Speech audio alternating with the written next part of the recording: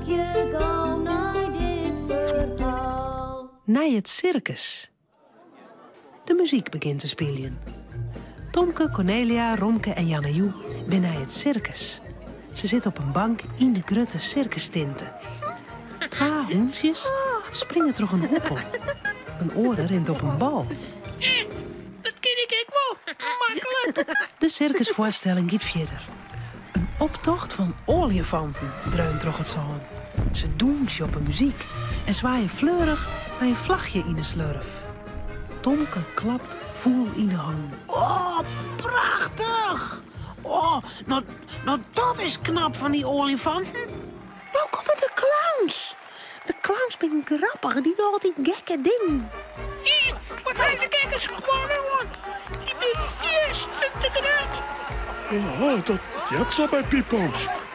Correct als dat witte gezicht met die grutte rede moelen. De clowns maakt je een boel in. Ho. De wortjes vallen op een groen.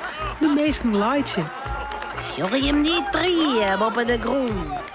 Daar kennen wij samen oer hinnen. Mij een amer wetter in de hand. Thomas Piprof, doe maar eens eerst. Oh, heden. Het gaat mis. Pipof stroffelt. Oh. De arme wetter vlucht door de loft en valt op de holle van de orenclown. Hey!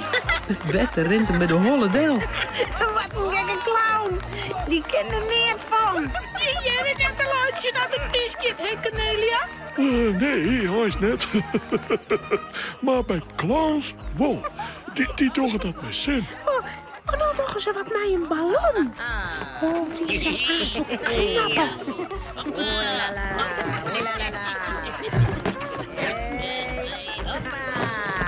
Ja, even letter pats. Stik is de ballon. Ik vind het maar domme clowns. Dan helpt de ene clown een bal uit de boekse. Hij gooit de bal voort. Hey, hoppa. De oren zullen hem vangen. Hé? Mis. Kist er niet van, Pipof. De clown grijpt de bal van de groen. Hopla! Hij gooit hem weer naar de orenpipo. Nou, Oh, no. wem is? Dat is om een skietje makkelijk zijn bal vangen. Oh. Maar ek de volgende bal valt op een groen. En nog eens. Hopla!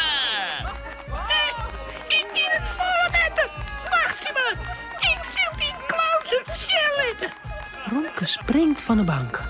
Romke, zitten bloeien. Maar Romke harkt het net. Hij draaft tussen de banken terug naar het plak dat de clown steen.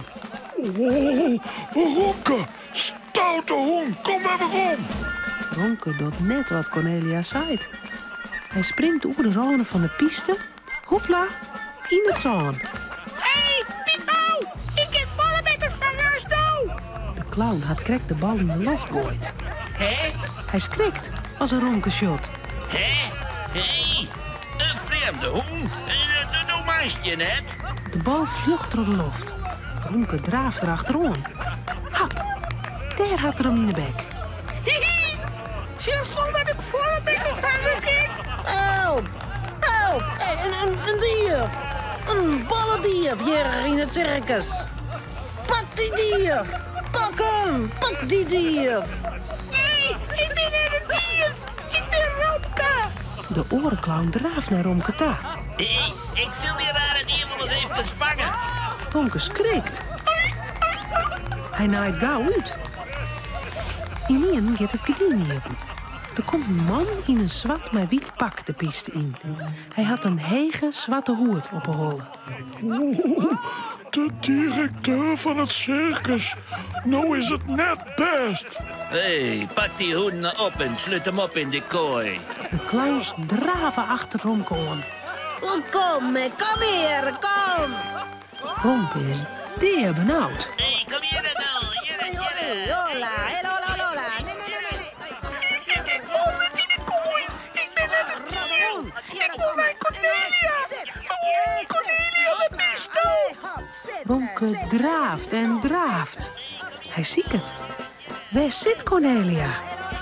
Maar er zijn zoveel mensen in de tent. Hij kan haar net vinden.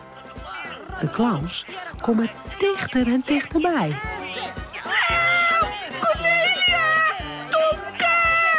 Tomke shot het wel.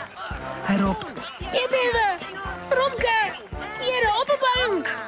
Romke! Zeg Romke! Zeg hier op een bank, kom maar! Ja, Romke, kom maar Romke! Maar Romke jet Tomke net.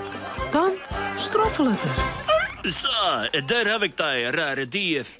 En nu trouw ik dat in de kooi. Ik ben niet de dief. Liet me los. Wat is Romke bang.